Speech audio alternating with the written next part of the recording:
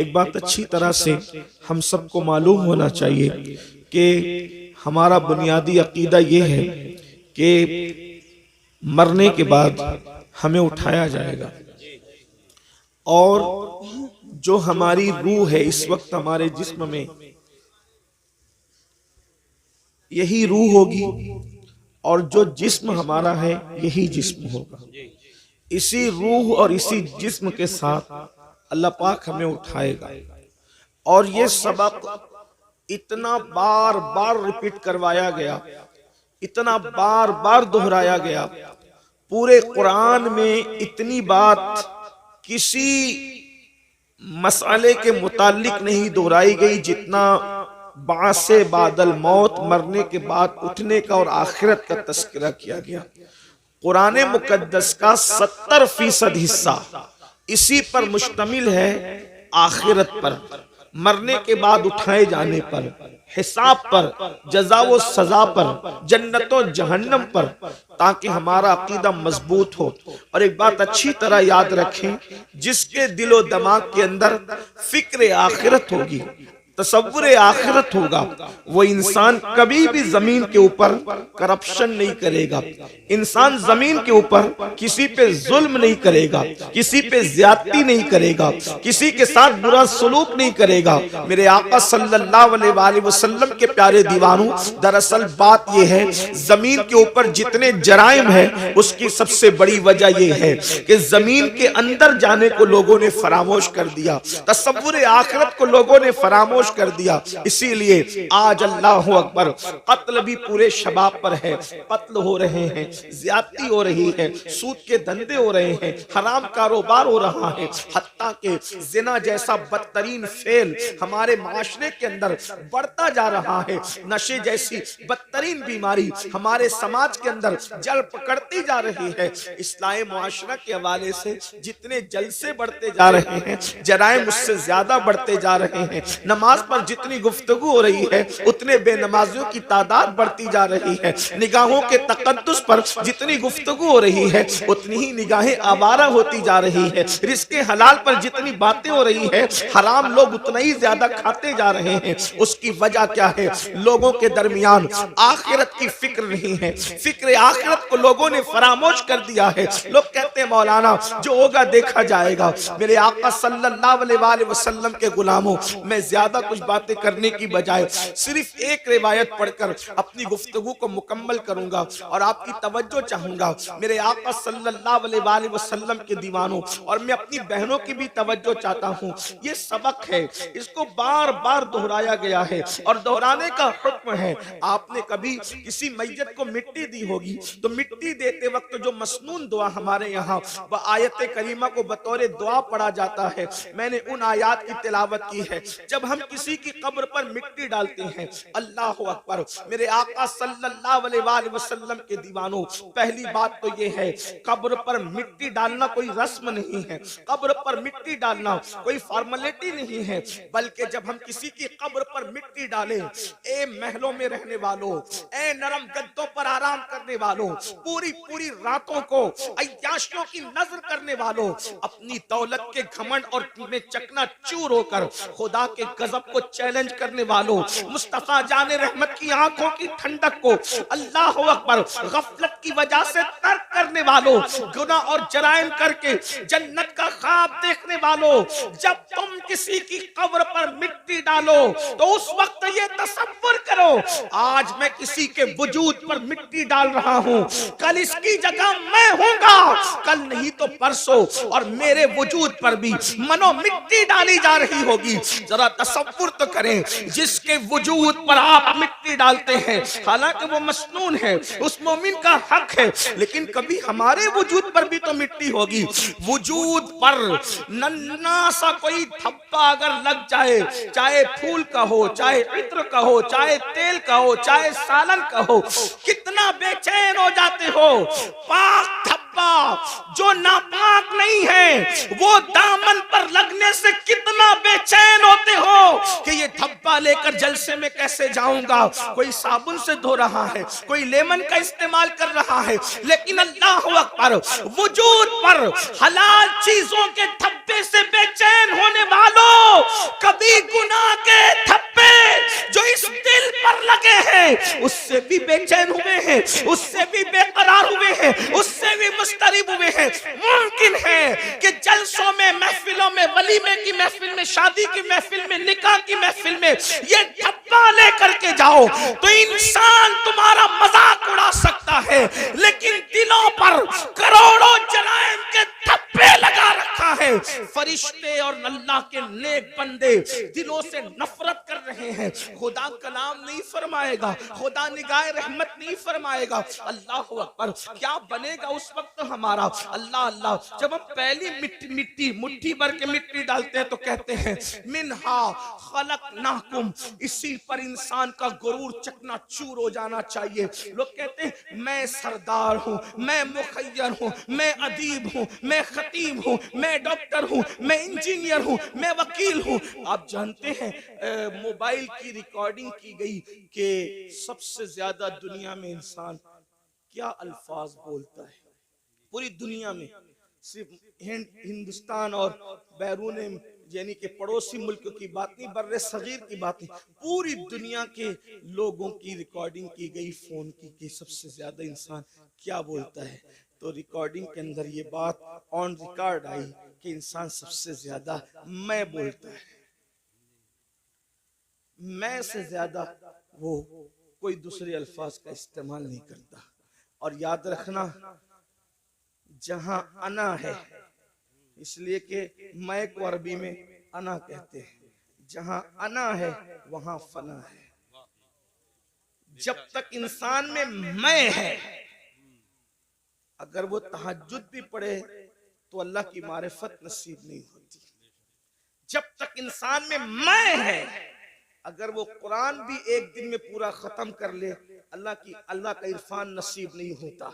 इसीलिए सूफिया पहले मैं निकालते हैं, जहां मैं है वहां कुछ नहीं है। हजरत अल्लामा शरफुद्दीन यहिया मनीरी रहमतुल्लाहि ताला अलैह अपनी किताब मकतूबात सदी दो सदी के एक मकतूब में लिखते हैं, अगर इंसान तेरे दिल में जर्रा बराबर भी मैं अना तकब्बुर है, जर्रा बराबर, तो अल्लाह तेरी इबादत कबूल नहीं करेगा।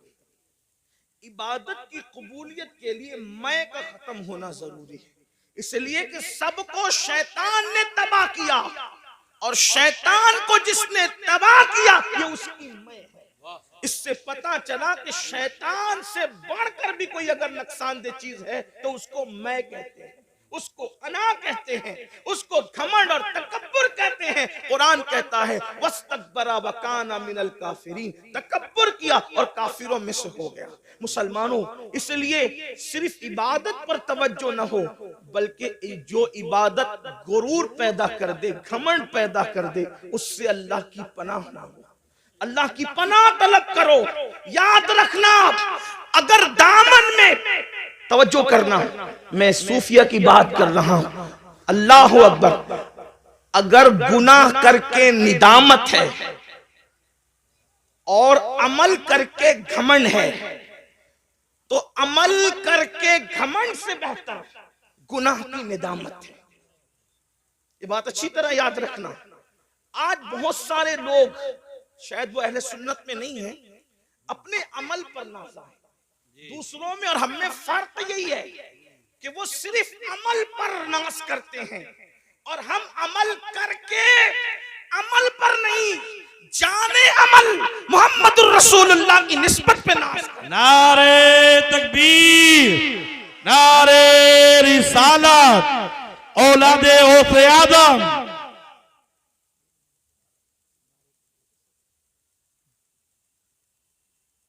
तो अल्लामा शरफुद्दीन यहिया मनीरी फरमाते हैं कि जब तक जर्रा बराबर तकब्बुर भी दिल में मौजूद है, इबादत कबूल नहीं होगी और अब वो तकब्बुर की डेफिनेशन कि तकब्बुर है या नहीं इसकी पहचान बयान करते हैं। आप भी डूबे अपने अंदर, मैं भी डूबूं अपने अंदर, इसलिए कि खिताब, मेरी अक्सर आदत है पहली बात तो खिताब नहीं करता और गुफ्तगू करता हूं तो हमारे बुजुर्गों ने हमें बताया कि लोगों को मुखातब करने से पहले अपने आप को मुखातब करो, इसलिए कि आपसे ज्यादा जरूरत इस्लाह की हमें है, मुझे है। अल्लाह अकबर। तो अल्लामा मनीरी फरमाते हैं कि क्या कहते हैं कि तकब्बुर जर्रा बराबर है, तेरी इबादत तुझे फायदा न देगी, तेरी इबादत कबूल न होगी। अब तकब्बुर और घमंड की जो है वो निशानी बयान फरमाते हैं कि एक इंसान पूरी दुनिया के इंसानों से अपने आप को हकीर समझ रहा है कि मैं सबसे हकीर हूं, सबसे जलील हूं।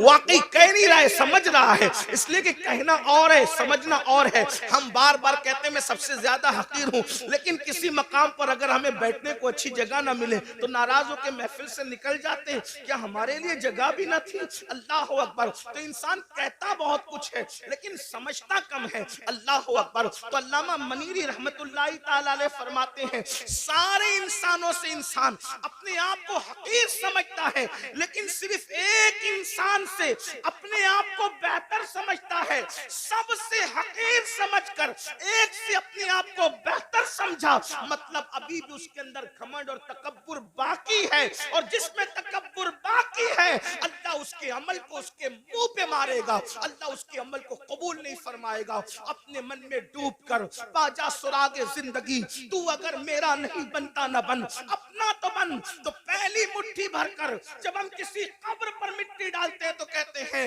मिन्हा खलकनाकुम। उसका मतलब क्या है? घमंड वालों, तकब्बुर वालों, चाहे हुस्न का हो, चाहे इल्म का हो, चाहे दौलत का हो, चाहे नसब का हो, चाहे तकवा परहेजगारी का हो, कुरान कह रहा है इसी मिट्टी से तुम्हें पैदा किया गया है। मिन्हा खलकनाकुम, इसी मिट्टी से पैदा किया गया, तुम्हें तखलीक किया गया मिट्टी से। जिस इंसान को मिट्टी से बनाया गया हो उस इंसान को घमंड कैसे सेब देता है, उस इंसान को तकब्बुर कैसे सेब देता है? फिर उसके बाद हम दूसरी मिट्टी भर करके डालते, कहते हैं वफीहा नुईदुकुम, इसी में मिला दिए जाओ। उठाया मिट्टी से, मिलाएंगे मिट्टी, और फिर वमिन्हा नुखरिजुकुम तारतन उखरा, तीसरी मुट्ठी भरकर जब हम मिट्टी डालते हैं तो कहते हैं आयत करीमा को बतौर दुआ पढ़ते हैं और फिर इसी मिट्टी से तुम्हें उठाया जाएगा। अब आज मेरी गुफ्तगू का जो उन्वान है हम कैसे उठेंगे, ये इस पर आपकी तवज्जो। जाना तो सबने कब्र में, हर आदमी अपनी अपनी अमल के मुताबिक जाएगा, जो जैसे जाएगा तैसे जाएगा। उठेंगे कैसे? तो एक हदीस पाक बड़ी तवील है, उसमें अल्लाह के रसूल सल्लल्लाहु अलैहि वसल्लम से पूछा गया कि या रसूल अल्लाह सल्लल्लाहु अलैहि वसल्लम, हमें कब्रों से कैसे उठाया जाएगा और किस हालत में उठाया जाएगा? अल्लाह के हबीब अलैहिस्सलातु व तस्लीम से जब पूछा गया कि हमें किस तरह उठाया जाएगा और हम कैसे उठेंगे अपनी कब्र से, हजरत सैयदना मुआज इब्ने जबल रदी अल्लाह तबारक व तआला अन्हु का सवाल था। आपने सवाल किया आका कैसे उठेंगे? तो अल्लाह के हबीब अलैहिस्सलाम ने कहा ए मुआज, तूने बहुत मुश्किल सवाल किया मुझसे, और उसका जवाब देने से पहले तवज्जो करना, उसका जवाब देने से पहले सैयदुल आलमीन कायदुल मुरसलीन आलिमे मा काना वमा यकून इतना रोए कि रोते रोते दाढ़ी भी आंसुओं से तर हो गई और हुजूर के कपड़े भी आंसुओं से तर हो गए। सवाल क्या था? आका कब्रों से हम कैसे उठेंगे, किस हालत में उठेंगे, किस शक्ल में उठेंगे, किस अंदाज से उठेंगे? तो अल्लाह के हबीब अलैहिस्सलाम पर उस कब्र से उठने की कैफियत जब हुजूर को याद आई कि उम्मत कैसे उठेगी, हुजूर इतना रोए सल्लल्लाहु अलैहि वसल्लम कि आपकी दाढ़ी आंसुओं से तर हो गई, कपड़े आंसुओं से तर हो गए, और फरमाया तूने मुश्किल सवाल किया और फिर जवाब दिया ए मुआज, जब मेरी उम्मत कब्र से उठेगी तो वो 12 सूरतों में उठेगी, 12 शक्लों में उठेगी। कब्र से उठने वालों की 12 पोजीशन होगी। अब यहाँ तवज्जो के साथ सुने, हदीस मुकम्मल होगी, बात भी पूरी हो जाएगी। अब इन 12 में हम किसके अंदर है, जरा उस पर तवज्जो करना। मैं नहीं कहूंगा कि आप किस में है, मैं किस में हूं, ये किस में है, वो किस में है, नहीं, बहुत बहुत हो चुका मेरे भाइयों। मैं कहता हूँ तू सुधर, तुम कहते हो तू सुधर। ये तू और तू के अंदर मामला खराब है। हमें ये सोचना है कि मैंने संवरना है, मेरी कब्र के अंदर मैंने अकेले जाना है, अपनी कब्र से मैंने उठना है। मेरे भाइयों, यहाँ सारी चीटिंगे चल जाएगी, रियाकारियां चल जाएगी, मक्कारियां चल जाएगी, सब चल जाएगा, लेकिन वहां कुछ नहीं चलेगा। सब मामला वहां पीवर पीवर है। अल्लाह अकबर। अब मेरे और तुम्हारे नबी, गैबदा नबी सल्लल्लाहु अलैहि वसल्लम क़यामत का मंजर पेश कर रहे हैं। कब्रों से उठना तो है ना भाइयों, कब्रों में जाने पर भी यकीन है, कब्र से उठने पर भी यकीन है। अब मेरे और तुम्हारे सच्चे नबी सैयदुल आलमीन गैबदा नबी सल्लल्लाहु अलैहि वसल्लम फरमाते हैं 12 किस्म के लोग होंगे कब्र से उठने वाले, यानी 12 पोजीशन में लोग उठेंगे, 12 अंदाज में लोग उठेंगे। अब मेरे आका अलैहिस्सलाम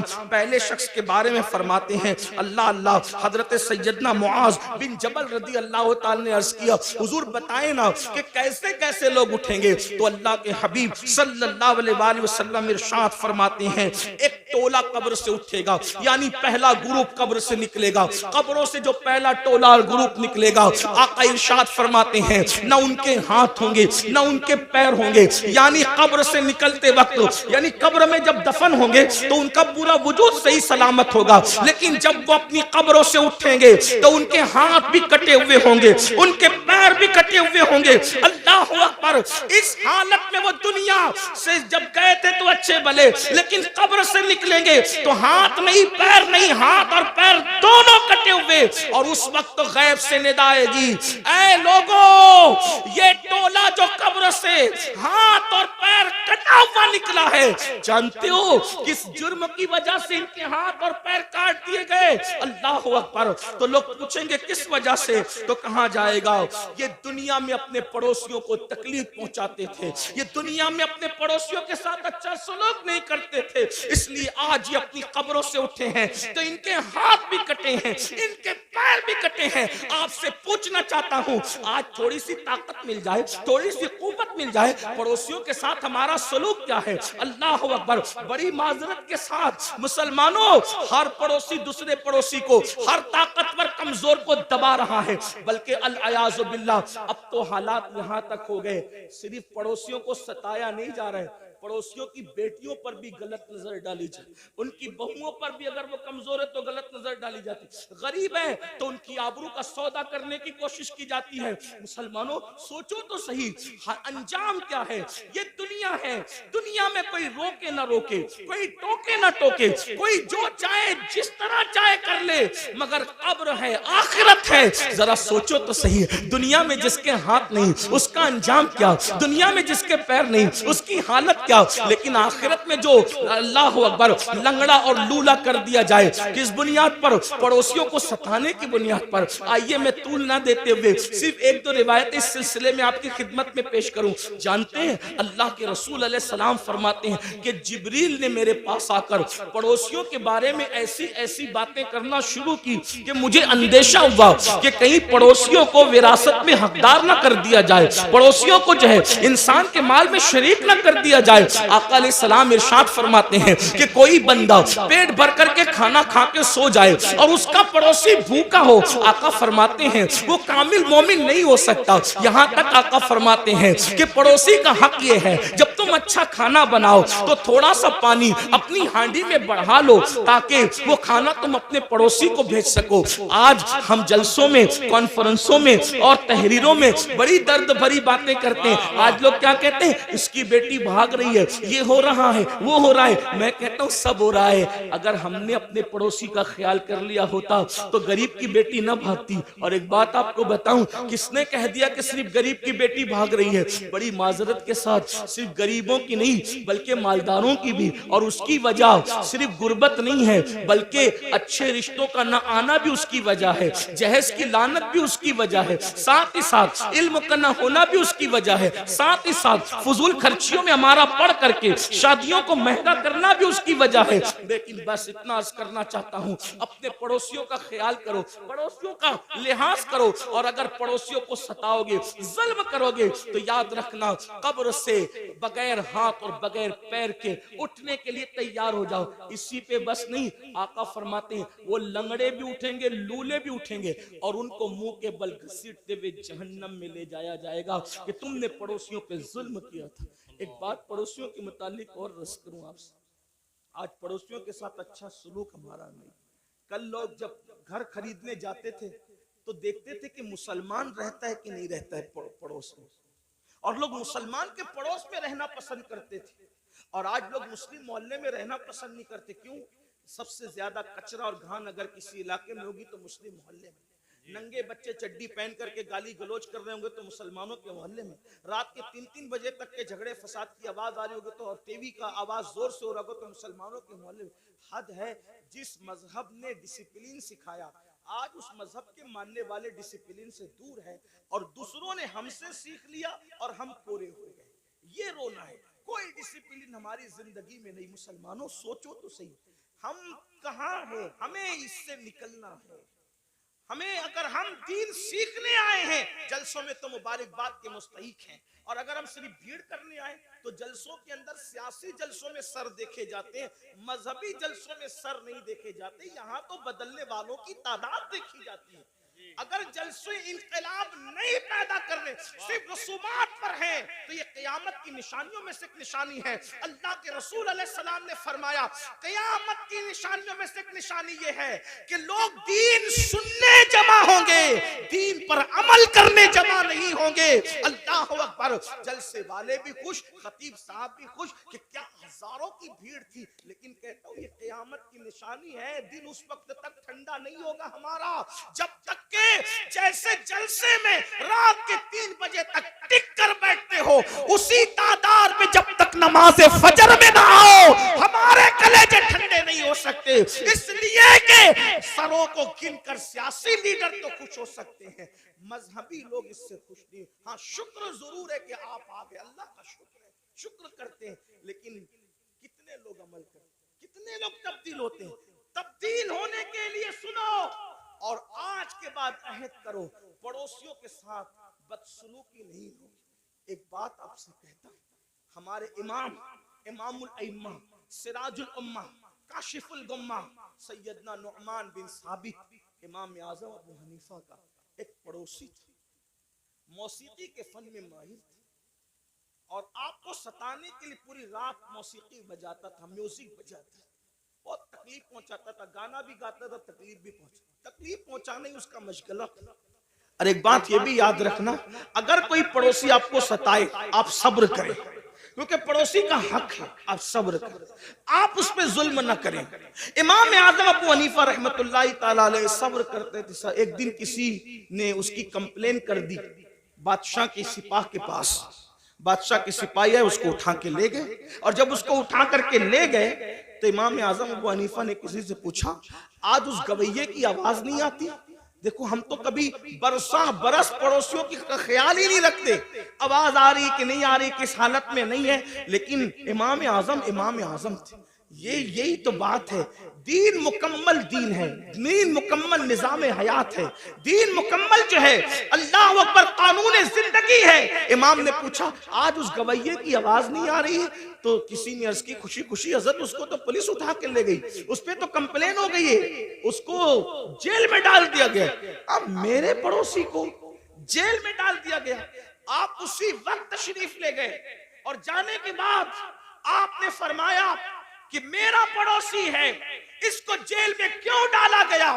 तो कहा आपको सताता था, गाता था, म्यूजिक बजाता था, मौसीकी बजाता था, इसलिए ये हाल किया गया। फरमाया कोई बात नहीं, उसका मेरा मसला है, लेकिन मैं तो उसको ले जाऊंगा। और इमाम आज़म अपने सोर्स से, अपनी सिफारिश से उसको छुड़ा कर लाए। रास्ते में उसने कहा मैं तो आपको सताने के लिए करता था, आपने मुझे क्यों छुड़ाया? फरमाया जो तू करता था वो तेरा अपना अमल है, मुझे पड़ोसी के साथ हुस्न सुलूक का हुक्म दिया गया है, मैंने उस पर अमल किया। कदम पकड़ कर कहता है वल्लाह अगर किसी को इमाम आज़म कहलाने का हक है तो वो साबित का बेटा नुमान आप ही है।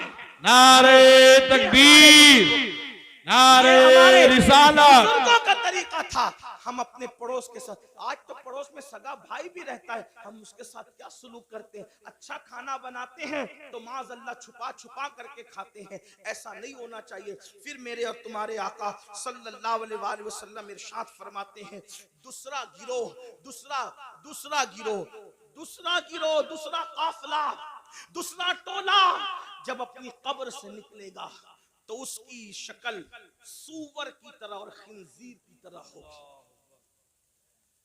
खिंजीर और सूअर की शक्ल में वो अपनी कब्रों से निकलेंगे। हालांकि जब उनको कब्र में रखा गया था तो उनके चेहरे अच्छे भले थे, लेकिन अब वो मैदान महशर में उठेंगे तो वो सूअर की शक्ल और खिंजीर की शक्ल लेकर उठेंगे। सहाबा बेचैन हो गए, तड़प गए, अर्ज किया या रसूल अल्लाह सल्लल्लाहु अलैहि वसल्लम, जो गिरोह, जो टोला, जो काफिला कब्रों से सूअर और खिंजीर की शक्ल में उठेगा, उनका क्या कसूर होगा? तो मेरे आका फरमाते हैं उनका कसूर ये होगा कि वो नमाजों में सुस्ती करते थे, वो नमाजों में गफलत करते थे। मुसलमानों जरा सोचो तो सही, अपने नबी की हर बात पर यकीन है, इन बातों को क्यों भूल जाते हो? जिसके कहने पर अल्लाह को एक माना, जिसके कहने पर कुरान को अल्लाह की किताब माना, जिसके कहने पर दीन इस्लाम को हक माना, अल्लाह अल्लाह उस रसूल का फरमान है, बेनमाजी नमाज में सुस्ती करने वाला जब अपनी कब्र से उठेगा तो सूअर की शक्ल में उठेगा, खिंजीर की शक्ल में उठेगा।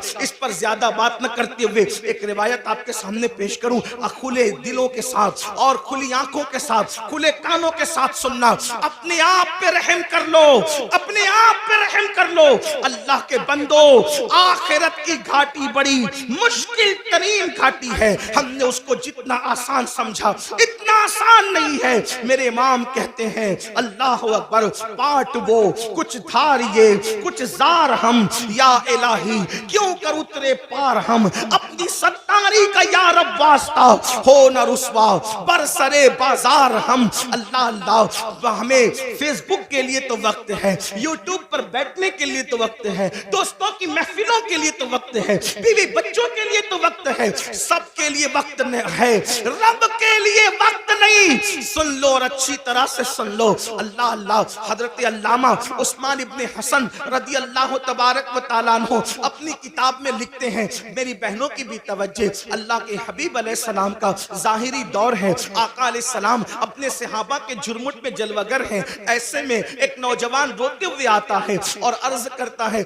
या रसूल अल्लाह सल्लल्लाहु अलैहि वसल्लम, मेरे अब्बू का इंतकाल हो गया, मेरे बाप का इंतकाल हो गया। आका मेरा बाप मर चुका है, उसका इंतकाल हो चुका है, हम देहात के लोग हैं, देहात में रहने वाले हैं। आका न उसको कोई गुस्ल देने वाला है, न उसको कोई कफन पहनाने वाला है। या रसूल अल्लाह सल्लल्लाहु अलैहि वसल्लम, इसलिए मैं रो रहा हूँ। मेरे आका ने फरमाया, ए अबू बकर उठो, ए उमर उठो और दोनों जाओ और जा करके इसके देहात में पहुंचो, इसके गांव में पहुंचो, उसको गुस्ल भी दो, उसको कफन भी पहनाओ। अल्लाह अकबर।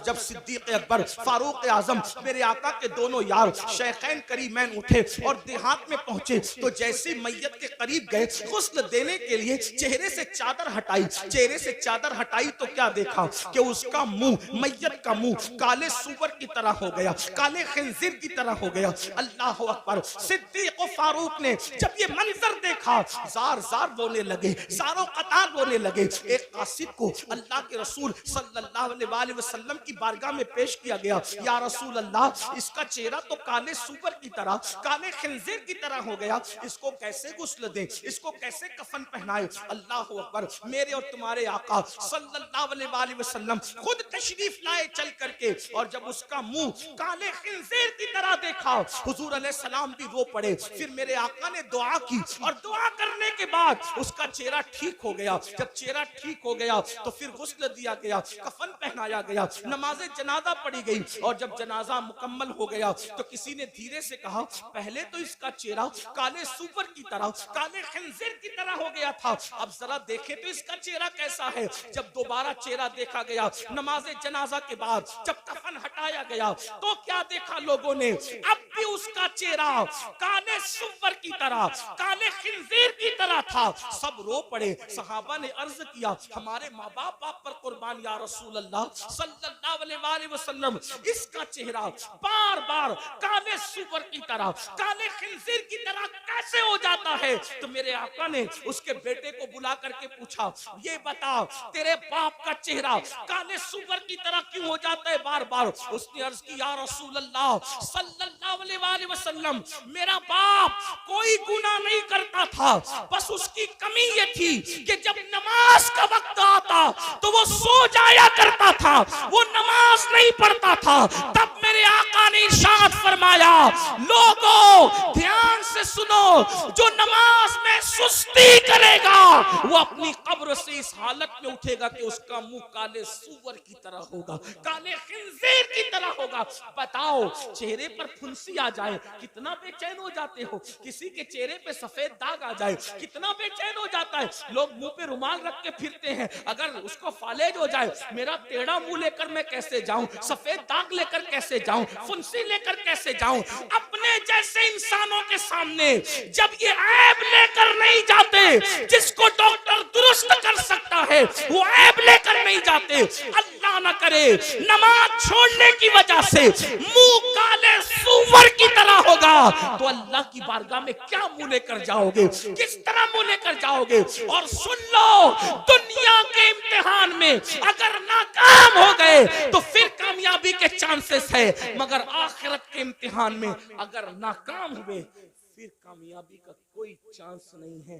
पहली और आखिरी मर्तबा मौका मिलेगा, क्या तैयारी की उसके लिए? नहीं, हमें टाइम निकालना होगा। बड़ी माजरत के साथ एक बात और आपसे कहूं, आज मेरी कौम के दिमाग में एक खप्त है, नहीं हम तो गौस पाक के मानने वाले, हम तो गरीब नवाज के मानने, हम तो आला हजरत के मानने, हम तो शाह बरकतुल्लाह के मानने, तो हमें क्या होगा?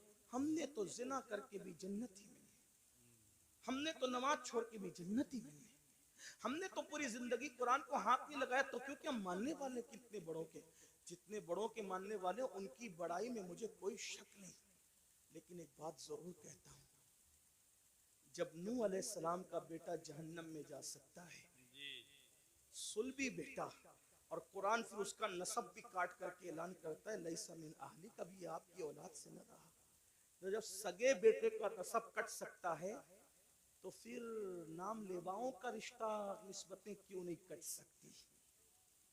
वो शख्स गौस पाक का कैसे हो सकता है जो नमाज नहीं पढ़ी? क्योंकि गौस पाक कह चुके कि बेनमाजी मरे तो उसे मुसलमान के कब्रिस्तान में दफन मत कर। मैं लोगों को कहता हूं, कुछ लोगों को बुरा भी लगता है, लेकिन मुझे लोगों का ख्याल कम है। हम लोग कादरी बन गए, चिश्ती बन गए, नक्शबंदी बन गए, सहरवर्दी बन गए, मदारी बने, वारसी बने, बरकाती बने, रजवी बने, अशरफी बने, सब बने। अब से पूछता हूं, सच बताना, अपने ईमान वाले दिलों पे हाथ रख के, क्या सच्चे मुसलमान भी बने हम? अपने आप से पूछो, आज सब बने? कादरी, चिश्ती, नक्शबंदी, अदीब, खतीब, शहीद, ये वो मुखय्यर, ये सब बने? सच्चे मुसलमान भी बने? आप कहेंगे तू कैसी बात करते आया है? हाँ, क्या मुसलमान नहीं? मैंने कहा मैं आपके इस्लाम का मुनकिर नहीं, लेकिन पूछ रहा हूँ क्या सच्चे मुसलमान भी बने? कहा वो क्यों? मैंने कहा इसलिए कहता हूँ, अगर पीर टोपी दे दे, तवज्जो करिए, टोपी दे दे, कितना संभाल के रखते हो, मेरे पीर की टोपी, मेरे पीर का मामा, मेरे पीर का कुर्ता, मेरे पीर का जुब्बा। क्यों? किसने दिया? पीर ने तोहफे में दिया। और प्यार उससे कितना है कि कब्र में भी ले जाऊंगा। मैंने कहा तुझे सलाम हो, अच्छा है, प्यार, पीर से बहुत प्यार कर, अल्लाह इससे ज्यादा तुझे बरकत दे। लेकिन इतना जरूर तुझसे पूछूंगा, सिलसिले की मोहब्बत में तुझे पीर से इतना प्यार है कि पीर के दिए हुए तोहफे को तूने सीने से लगा के रखा, क्या तूने अल्लाह के दिए हुए तोहफे के साथ भी यही सुलूक किया? जो कद्र तुझे पीर के तोहफे का है, जो कद्र तुझे उस्ताद के तोहफे का है, क्या अल्लाह के तोहफे के साथ भी तूने ऐसा ही सुलूक किया? वही कद्र की, वही इज्जत की, वही सीने से लगा के रखा? अल्लाह का तोहफा क्या है? मैंने कहा उसको नमाज कहते हैं। दिया अल्लाह ने, और किन हाथों से भेजा? किन हाथों से भेजा? सैयदुल मासूमीन मोहम्मदुर रसूलुल्लाह के हाथों से भेजा। जिस कौम को पीर के तोहफे की कद्र हो और अल्लाह के तोहफे की कोई कद्र न हो, तो फिर वो कौम सच्ची मोमिन कैसे हो सकती, कामिल मोमिन कैसे हो सकती है? गौर कीजिए, ध्यान दीजिए और सुन लो, किसी और की निगाह में मुसलमान बनने वाला जन्नत में नहीं जाएगा। जन्नत में उसी ने जाना है जो खुदा व रसूल की नजर में मुसलमान है।